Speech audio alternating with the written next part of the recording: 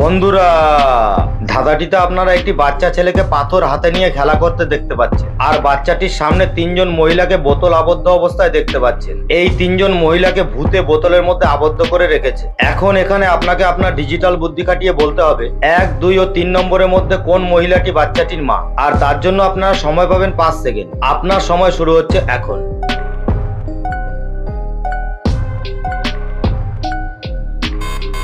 আশা করি অনেকেই বুঝতে পেরে গেছেন।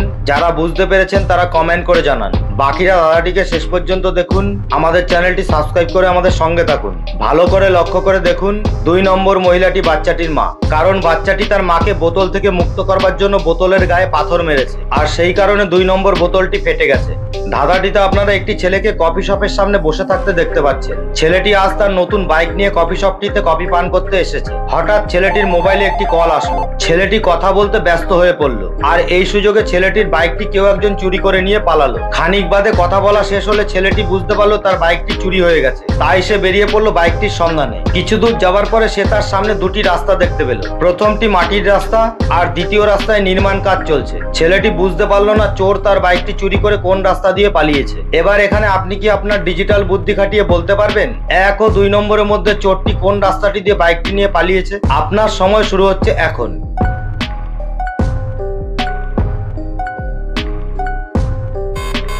আশা করি অনেকেই অনুমান করতে পেরেছেন। যারা অনুমান করতে পেরেছেন তারা কমেন্ট করে জানান। বাকিরা দাদাটিকে শেষ পর্যন্ত দেখুন। আমাদের চ্যানেলটি সাবস্ক্রাইব করে আমাদের সঙ্গে থাকুন। ভালো করে লক্ষ্য করে দেখুন চোরটি 1 নম্বর রাস্তা অর্থাৎ মাটির রাস্তাটি দিয়ে বাইকটি চুরি করে নিয়ে পালিয়েছে, কারণ 1 নম্বর রাস্তায় বাইকের চাকার দাগ স্পষ্ট রয়েছে। এবার এই বাচ্চা ছেলেটির কাছ থেকে ঘুড়িটি নিয়ে নিলাম। তারপরে ছেলেগুলি ঘুরতে লাগলো। এখন আপনার কাজ হলো ছেলেগুলির ওপরে নজর রাখা, যেমন এই মহিলাটি রেখেছেন।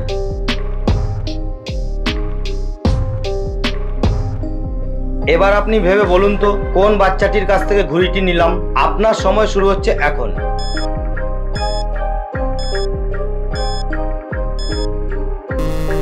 আশা করি অনেকেই বুঝতে পেরে গেছেন। যারা বুঝতে পেরেছেন তারা কমেন্ট করে জানান।